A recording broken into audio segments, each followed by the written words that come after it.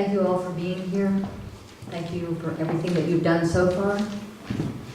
Thank you in advance for what you're being asked to participate in now, because I know there's a lot of willing hearts out there. I've talked to quite a few of you. It was a year and a half ago that we came in front of a lot of people in this room and said, here's our idea, what do you think? From the incredible response that we got from this community, we said, okay, it's worth a shot here, and then put out the plea for who wants to help us do it, and have we gotten help? Everybody here and so many more, dozens and dozens and dozens and dozens, have joined in significant ways. The co-op conversations, we held another series of, how many co-op conversations? Another 8, Michael? Yeah, and many of you in this room sat down with us and learned more, and then you told your friends about it, and you told us, oh yeah, I was really excited. I went home and I told 20 people what you guys taught me about what you're doing. You've helped in so many ways, and it has sustained Amy and I. If those of you that didn't know me 10 years ago, my hair used to be black. Thanks to everybody pitching in, I still got a little bit left that hasn't turned gray yet. It's been really, really heartwarming for Amy and I. And When we came before you a year and a half ago, we had no idea what it would take to make a co-op happen. we wouldn't have asked you. Because it has been a journey. It has been an odyssey. It's actually felt epic and mythic to me. The competence of the people that we've had helping us, the due diligence, I mean, that they owe to all the member owners, they take that extremely seriously. I remember saying at one of our very first board meetings, what is due diligence? I've heard that term. What is that? Well, I have learned the ins and outs of diligence by watching the board members. I can't begin to tell you. Kimberly made it look effortless. The numbers that she presented, yes, Yeah. represent hundreds and hundreds and hundreds of hours of work comprehension. Yeah, That was just last week.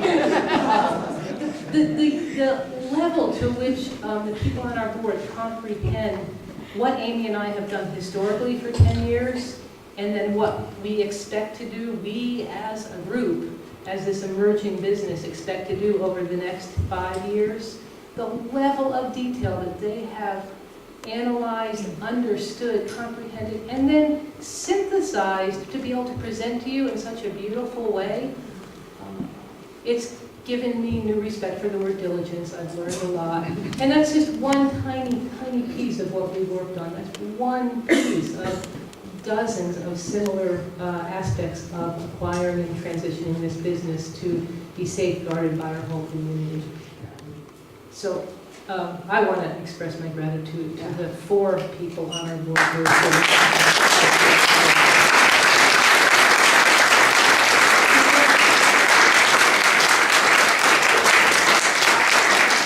You'll notice the one person who's clapping over her head, Mom. Thanks to the 4 people on the board, she gets to see us a little bit now and then. Were it not for these 4 people, we would be in a puddle right now. You would be getting to Mom. We needed help, we asked for it, and we received it beyond our wildest expectations. So, Okay, I know what I wanted to say. I want to say, actually, we've been scared some. You know, it's like, well, wait a minute, we just thought, you know, it was going to be easy. They're going to, you know, just buy the business and, you know, everybody will own it. And, you know, we had no idea what we were getting ourselves into, and what, you know, once we started looking at marketing plans and stuff, and where we were, said, well, the business is profitable now, yes, but when we become a co-op, we're going to have all these other expenses that we don't have now, and we want to make sure it's stable, and we want to make sure that, unlike Alice's and my solution to everything, which is throw our bodies at it harder, that there is some capital that we were with that reserve word for for things that come up that, you know, like roofs and gas tanks and wells and, you know, all the things that we just sort of look at each other and we go, oh my God, how are we going to do that now? As Seth Isman has been one of our consultants for many years, and as he explained to us several years ago, it's a rather unorthodox way to run a business. When something breaks, you don't usually pay for that. When something big breaks, like a septic system, like roofs, you don't usually pay for that out of what we call operating expenses. Usually that's a whole different way that people do. You guys have done this in a very interesting way. We've learned a lot, and we don't recommend the new owners running the business the way we run the business. It's not just true. They'll get I'm tired. proud of it. It takes a toll. And so I feel very excited about what we as a community, as a board, are heading into, because it feels like there is a little room to breathe.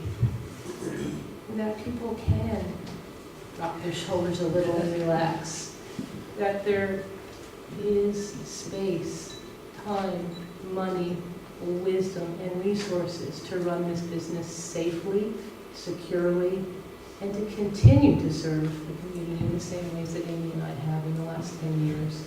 And I can't tell you how exciting that is to me, having lived through the last 10 years, which are the most joyous, amazing years of my life, but they have given me gray hairs. It's taken tolls that I don't even want to begin to talk about. And I'm so excited at the thought that we're not asking people to do that. We are asking everyone to contribute in many ways, from the $10 to the $25,000, to the coming and sweeping the porches at the store when you have a few minutes, to helping us with whatever way you can help, expertise that you have to offer. So we are asking for help, but it's spread over many, many, many hands. When I came in tonight, over from the store, we walked in and the chairs were set up, and the tables were set up, and there were tables out there with the information on them, and the tables for the food were already set up, and I was really overwhelmed. Because, I mean, there are people that have helped us out when we asked, but we didn't even have to ask. Other people were coordinating things and doing things, and we walked in and we put the food on the table. It was amazing. And I'm very proud of this community, for coming together and saying, we're going to take this on, because this has not been done before. A private to co-op transition has not been done before, except when it's been taken over by an existing co-op. We are creating a model for many other places, and many, many places are watching us. We've heard from them.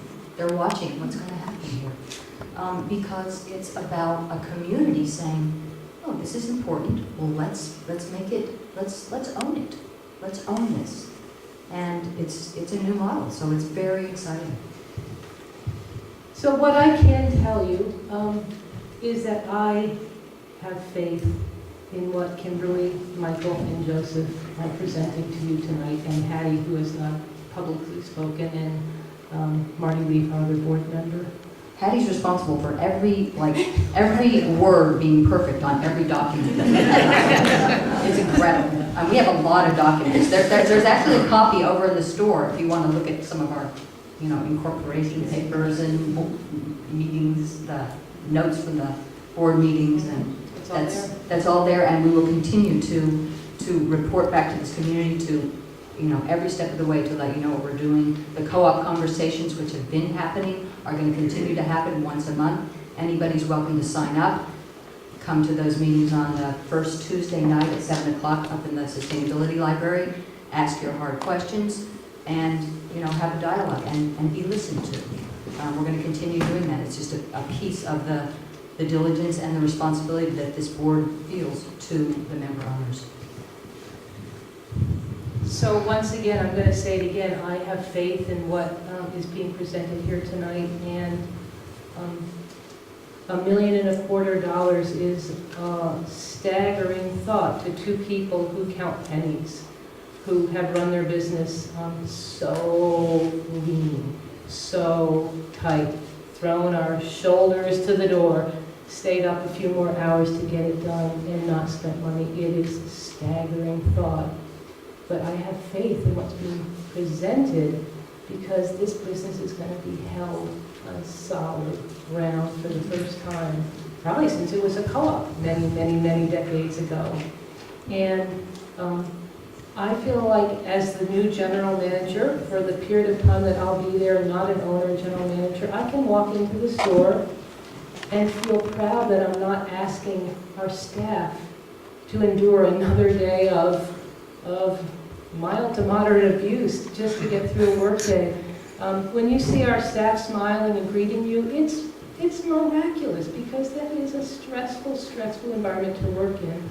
And the thought of not having to ask people in every interview, I try to talk people out of working at the store. I do. A few of you are here, you've been in that situation. It's like, it is a really, really, really hard place to work. It's a great place to work. We're great people to work with. The staff is unbelievable. But let me tell you, it is a brutal place. And somehow people still sign up. I don't scare all of them away. I just want to say thank you one more time to everybody in this room. Thank you for being here. Thank you for taking time out on a day when it's not raining to sit here and to listen to what's going on and to care and to, thank you for becoming member owners or being interested in that. I feel full of gratitude. And on that note, I'm going to ask you again for something else. If you want to support what we're doing, this co-op, now is the time. Many people are holding back and buying their member ownerships.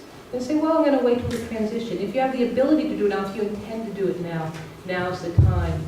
If you have an intention of offering us a gift, a contribution, now is the time we need to receive that money. We're really leaping into the next phase of our development, and October, November is right around the corner, the time that we expect to close the deal and make the transition. And any way that you can help us, from spreading the word to joining, to offering money, to my very, very, very favorite way, as Kimberly stated, shop at the Creamery. That's At not lunch one day a week. And I can say that's not a favor because the Creamery is a great place.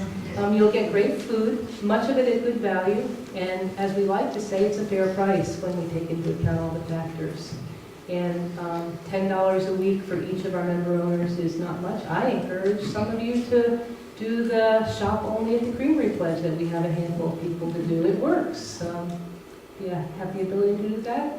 Whatever you can do. All of us together are going to make this happen. Yeah, this is about supporting local economy. The money that you spend at the Creamery, an incredible percentage of that goes back right back into this community. Incredible percentage. Right back into the people that work there, that live here, that are going to get paid and then spend their money here, to the contractors that we hire to do work there, to the artisans that have their crafts there. So many ways the money from the Creamery flows back into the community, and we're committed to larger and larger percentages of that happening every year. Local As farmers, is the board. Yeah, as is the board. That's a values commitment. So when you're supporting the Creamery, that's what you're supporting. It's very simple. Thank you for helping us out. Now. Thank you for being here. That's our